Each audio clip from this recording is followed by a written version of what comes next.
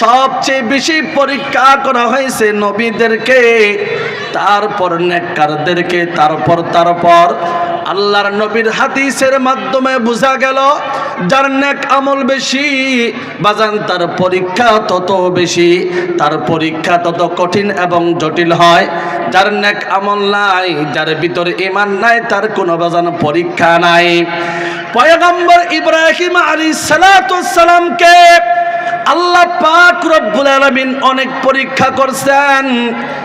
একটা পরীক্ষার কথা আপনাদের সামনে আমি তুলে ধরতে চাই। পয়গম্বর ইব্রাহিমের বাবার নাম ছিল আজর। বলেন তার বাবার নাম কি ছিল? আওয়াজ করে বলেন। এই যে ইব্রাহিম পয়গম্বরের বাবার নাম হলো আজর। আজরের কাজ ছিল সে শুধু মূর্তি বানাইতো, ভাস্কর্য বানাইতো, খোদা বানাইতো, আর বাজারে গিয়ে খোদাদেরকে বিক্রি করত। আজীব তামাশা, আগের যুগে খোদাদেরকে বাজারে কিনে পাওয়া যাইত। বলেন না নাউজুবিল্লাহ।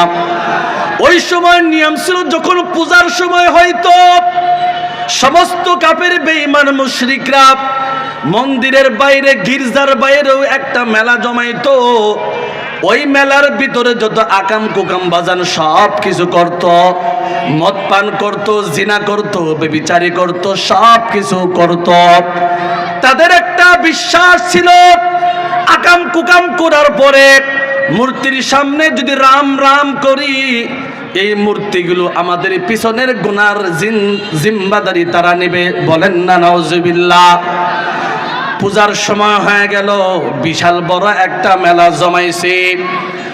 আর আজর বলতেছে, হে আমার বৎস, হে আমার সন্তান ইব্রাহিম, চলো মেলায় চলে যাই, মজা হবে, অনেক মাস্তি হবে।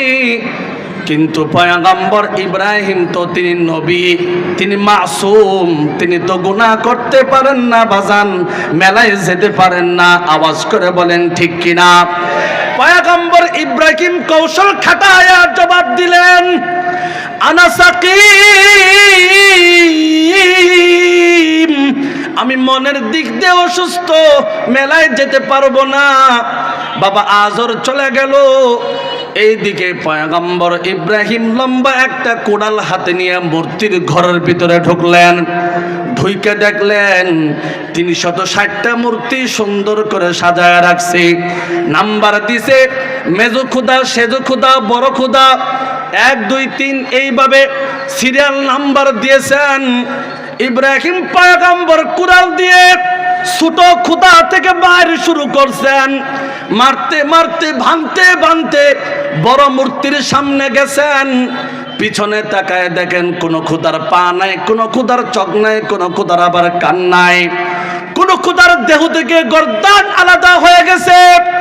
বড় খুদারা পাথর দ্বারা মজবুত করে বানানো, বাজান জিহ্বার সামনে ঝুলানো। পয়গম্বর ইব্রাহিম মূর্তিকে কিছুই করলেন না, কুড়ালটা মূর্তির কাঁধের উপর ঝুলায় রাখলেন। ঝুলাইয়া তিনি সরাসরি বাসায় চলে আসলেন।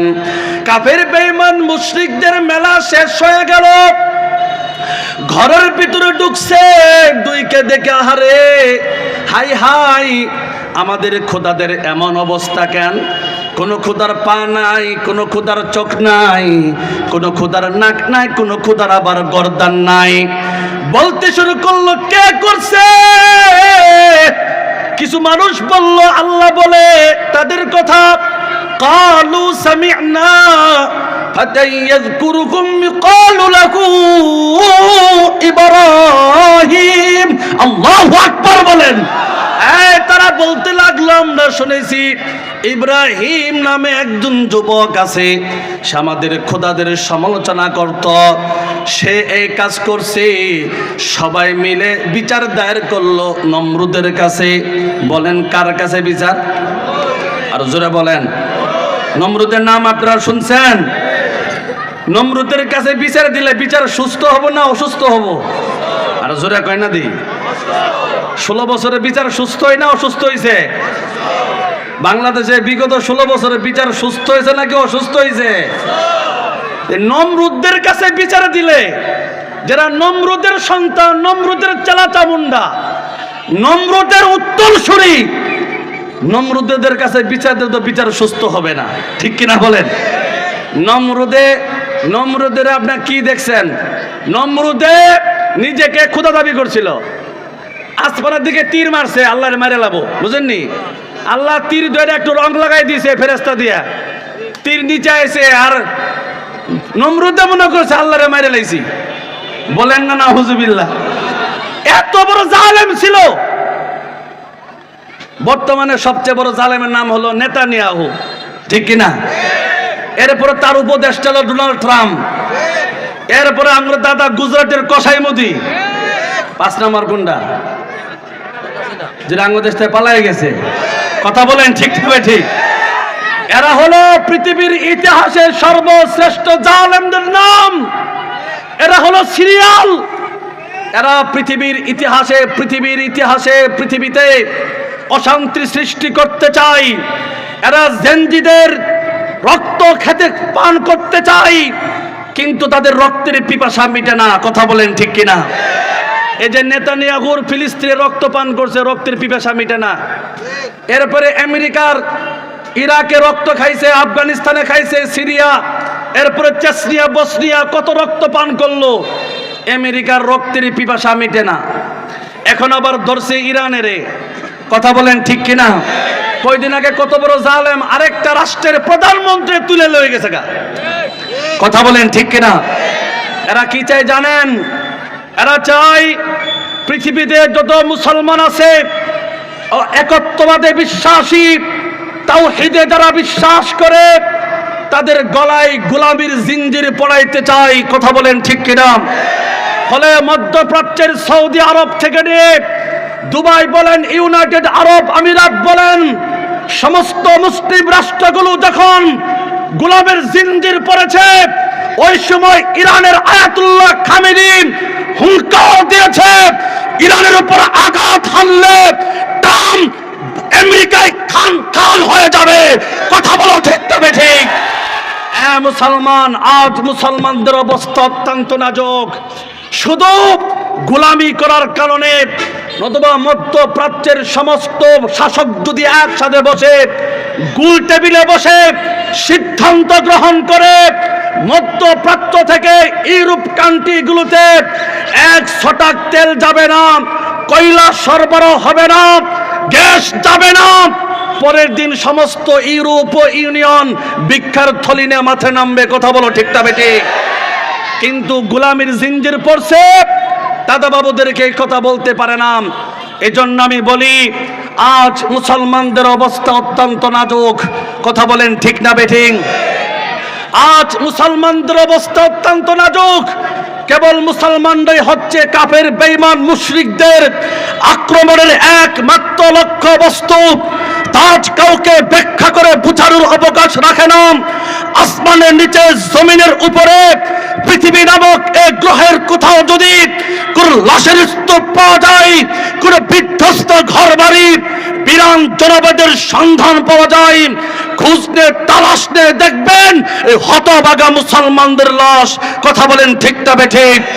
চতুর্দিকে নির্যাতিত, নিষ্পেষিত মুসলমানদের আত্মচিৎকার, বিশ্ব মুসলমানদের নাম নেশানাকে চিরতরে মুছে দেওয়ার জন্য নিক্ষেপ করা হচ্ছে হাজার হাজার টন বোমা।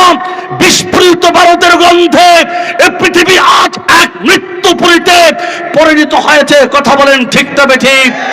ঠিক এমন ক্রান্তি লগ্নে যদি মুসলমান ভাগ ভাগ হয়ে থাকে, কে আলিয়া, কে কওমি, কে ওয়াহাবি, কে সুন্নি, কে বিএনপি, কে জামাতি, কে খেলাফত মজলিস, ইসলামী আন্দোলন ভেদাভেদ যদি করতেই থাকে, আল্লাহকে নিয়ে, রাসূলকে নিয়ে, আমার সোনার বাংলাদেশের স্বাধীনতা বিরোধী শক্তিগুলো ষড়যন্ত্র করতেই থাকবে। কথা বলো ঠিক না বেঠিক?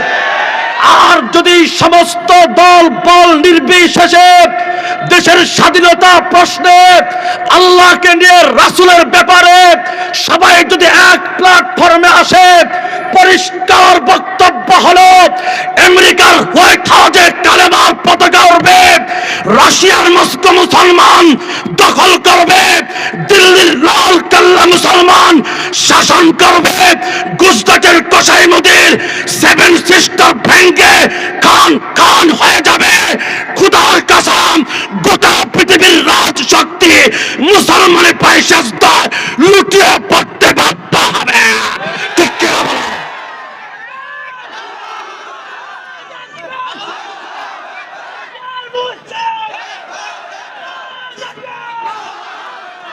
আওয়াজ করে বলেন আমার কথার সাথে আপনারা একমত কিনা?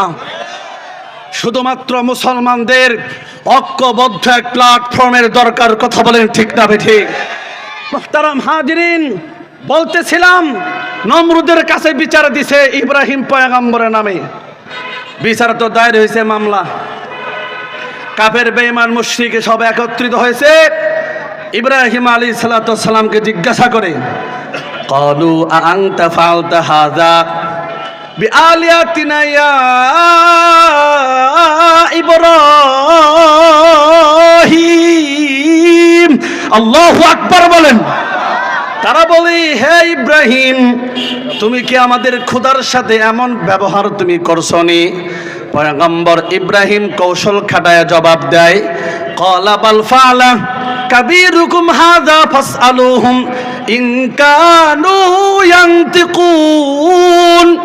না না, এই কাজ আমি করি নাই, এই কাজ তাদের বড়টা করছে। তাকে জিজ্ঞাসা করেন, যদি সে কথা বলতে পারে, যদি সে কথা বলতে পারে তাহলে বলতে পারবে মূর্তিগুলোকে ভাঙছে, আর যদি কথা বলতে না পারে সে ভাঙছে। কথা বলেন ঠিক কিনা? এই কথা বলার সাথে সাথেই সমস্ত কাফের বেঈমান মুশরিকদের মুখ থুবড়ে জমিনে পড়ছে, মাথা নত হয়ে গেছে। আল্লাহ কত সুন্দর করে বলে, সুম্মা নুকিসু আলা রুউসিহিম, তাদের মাথা নত হয়ে গেল। আর পয়গম্বর ইব্রাহিমকে বলতে লাগলো, লাকাদ আলিমতা মা হাউলাই ইয়ানতিকুন। ইব্রাহিম, তুমি তো জানো এই সমস্ত মূর্তিগুলো কথা বলতে পারে না। পয়গম্বর ইব্রাহিম দাওয়াত তাবলীগের কাজ শুরু করলেন। ক্বালা আফাতা'বুদুনা মিন দুনিল্লাহ মা লা ইয়ানফাউকুম শাইআন ওয়া লা ইয়াদুররুকুম উফিল লাকুম ওয়া লিমা তা'বুদুনা মিন দুনিল্লাহ আফালা তাকিলুন। জোরে জোরে বলেন আল্লাহু আকবার। পয়গম্বর ইব্রাহিম দাওয়াত দেয়, যেই খোদা তোমাদেরকে উপকার করতে পারে না, যেই খোদা তোমাদের কোনো ক্ষতি করতে পারে না, যেই খোদা কথা বলতে পারে না, যেই খোদা কানে শোনে না, যেই খোদা চোখে দেখে না, যেই খোদা লড়তে পারে না, যেই খোদার সামনে খাদ্য রাখলে মশা মাছি খায় লড়াইতে পারে না, বলতেও পারে না, যেই খোদা নিজে নিজে খাড়াইতে পারে না, পিছন দিক দিয়ে ভাঁজ দিয়ে দাঁড় করাতে হয়। কথা বলেন ঠিক না বেঠিক? এমন খোদার ইবাদত তোমরা কেন করো, বুঝো না? এই কথা বলতে দেরি হয়েছে, সমস্ত কাফের বেঈমান মুশরিক গুলো বাজার রাগ হয়ে গেল। এরপরে পয়গম্বর ইব্রাহিম আলাইহিস সালাতু ওয়াস সালামকে গ্রেফতার করলো। এরপরে 24 হাত গর্ত বানাইছে, আগুন জ্বলাইলো। ঘটনা সংক্ষেপ আর বলো, ক্বালু হাররিকুহু, ইব্রাহিম পয়গম্বরকে আগুনে ফেলো। আগুনে নিক্ষেপ করা হলো। বাজান আল্লাহ পাক রব্বুল আলামিন পয়গম্বর ইব্রাহিমের পরীক্ষা শুরু করে দিলেন। কেমন পরীক্ষা? আগুনের ভিতরে ফেলায়া জিব্রাইলকে পাঠায় দিছে। জিব্রাইল আলাইহিস সালাতু ওয়াস সালাম বলেন, হে পয়গম্বর ইব্রাহিম, আপনি যদি বলেন আগুনকে নিভায়া দিব, কি করব? সাহায্যের কোনো প্রয়োজন আসেনি। পয়গম্বর ইব্রাহিম বলতেছেন, আপনি একজন মাখলুক, আমিও মাখলুক।